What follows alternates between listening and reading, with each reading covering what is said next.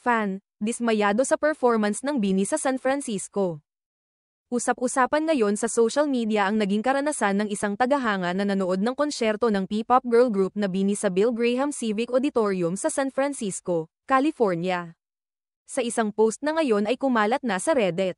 Ikinwento ng user na si Glum sa Lungguhit reference sa Lungguhit 2753 ang kanyang pagkadismaya matapos umano'y makaranas ng mababang kalidad ng produksyon at problema sa audio sa nasabing konsyerto.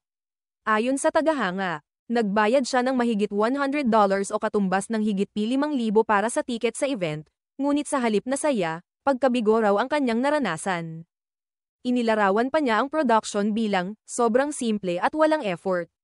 Sobrang pangit ng production. Parang nasa Jerry's Grill lang kami listening to a random live band. Walang ka-effort. Nakakaloka, saad ng fan sa kanyang viral na post.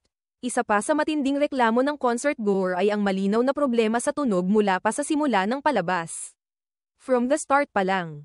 Ang labo na ng tunog, I was honestly so confused. Sobrang disappointing. And it's not just me, pati kapatid ko and a friend who also went felt the same. They sound way better on Spotify. Kahit yung live nila sa Chinese TV was way better, dagdag niya. Hindi rin nakaligtas sa kanyang obserbasyon ang mismong performance ng grupo. Ayon sa kanya, may ilang miyembro ng BINI na hindi nakasabay sa tono ng kanta at nawawala sa harmony kapag kumakanta ng sabay-sabay. Kagabi, ang daming moments na out of tune sila, and when they sang together. Ang sabog pakinggan both because of the poor and low quality na sound system and dahil kulang talaga sila for some reason sa synchronization kagabi. Di sila nagbi-blend. Parang kanya-kanyang boses and iba-iba yung modulation ng boses nila, aniya. Ipinahayag din ng fan ang kanyang pangamba na baka hindi sapat ang naging rehearsal para sa show. Not sure if dahil lang sa mic o talagang they need more practice. Hindi rin naiwasan ng tagahanga na ikumpara ang performance ng BINI sa iba nilang naging live shows. Mas maganda pa nga ang tunog nila nung nag-perform sila sa Chinese TV. Even sa Spotify, mas malinaw pa at mas maganda ang blend nila.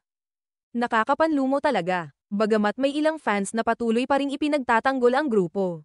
Marami ring netizens ang nagpahayag ng suporta sa Reddit user at sinabing mahalaga ring marinig ang mga konstruktibong puna para sa ikabubuti ng grupo. May mga nagsabing dapat itong magsilbing wake-up call sa management ng BINI upang pagtuunan ng pansin ang kalidad ng kanilang live performances lalo na't nagsisimula na silang sumabak sa international stage.